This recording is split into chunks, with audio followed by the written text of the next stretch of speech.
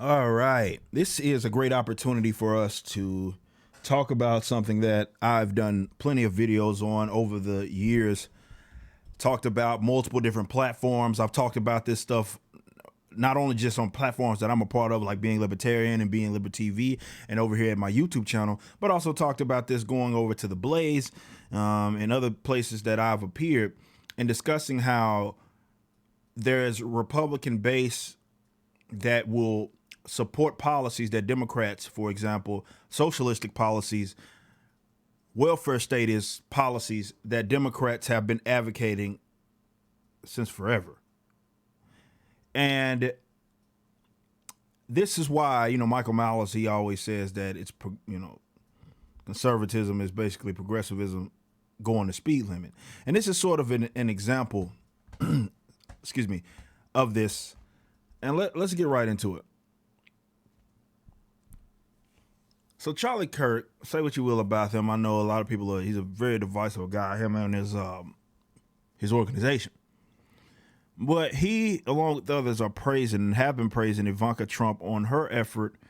Now, of course, she's not Trump, so you can take that in whatever way that you may, but they've been praising her. People that vote Republican, praising her for her efforts to essentially have people subsidizing or have people's kids subsidized. Let's just be 100 with it.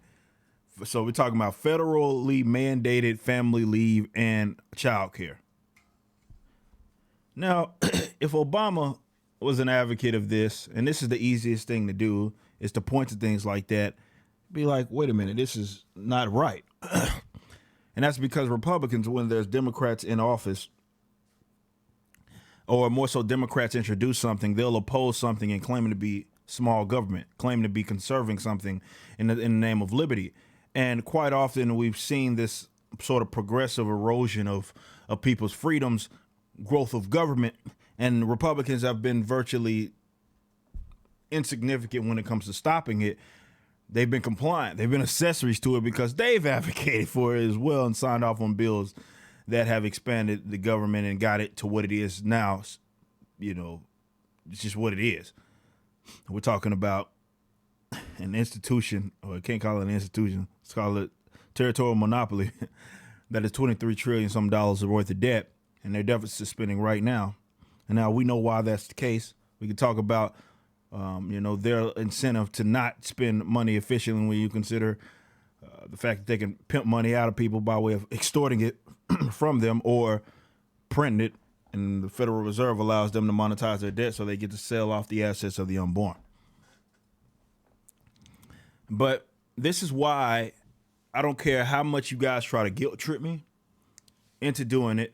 This is why you don't see me speaking positively of Republicans.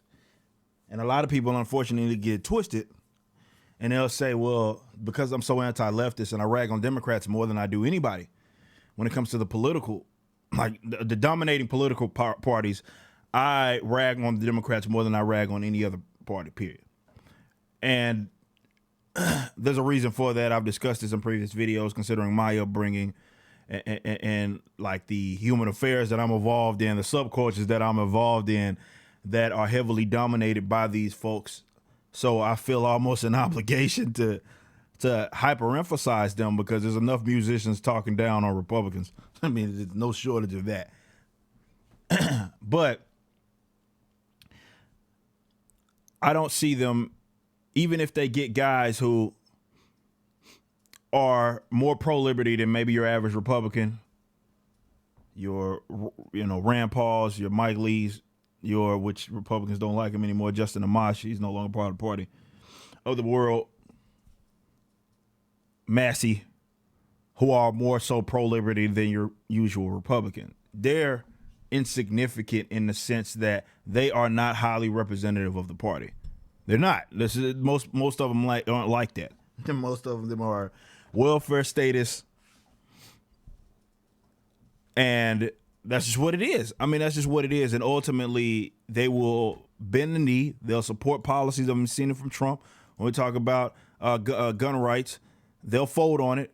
Certainly looking into it when they start getting that pressure and that heat. And I've never understood that because Democrats are gonna talk down on you regardless. They're not gonna give you a pass. It was like, remember the whole bump stock ban? People are making excuses. Well, why would you need a bump stock? And they're like, oh, well, he's just doing it to try to appease the Democrats.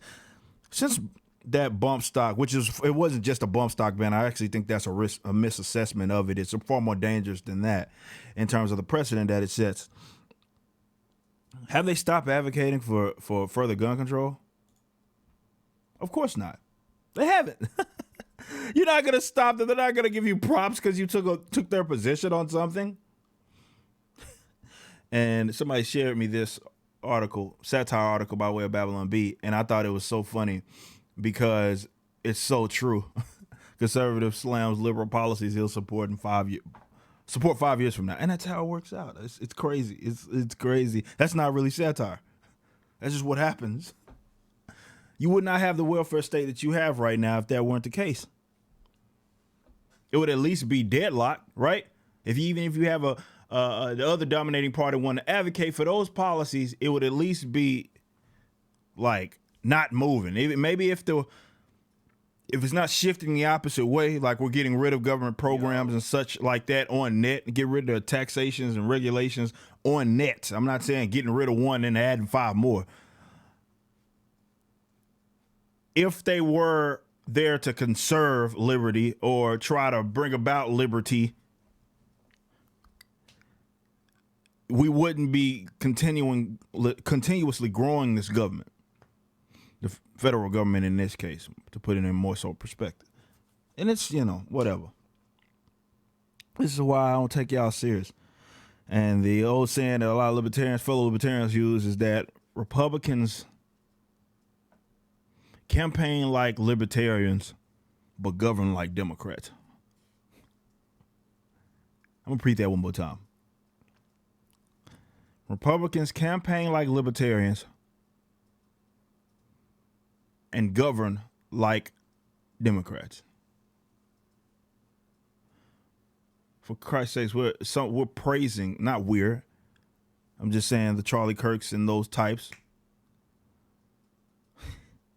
I'm sitting there praising somebody for wanting your knothead kids to be subsidized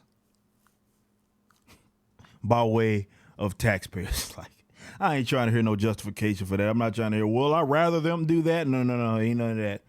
It's a socialistic policy that they're supporting. I don't care how much pro-family you are, right? Nobody is should be under any obligation to subsidize your knothead kids, period. But, just wanted to use this as an example of why I don't take them serious. And it's funny, every election cycle, I get blamed for the results no matter what because I don't vote, you know what I mean? And then other libertarians that do get out there and vote, if they vote like third party or something like that, they get blamed. And they're always like, look, the Democrats are winning. It's because of you. You should have supported me. I'll support the policy 5 years from now, but just not now. It's like, dog. It is what it is.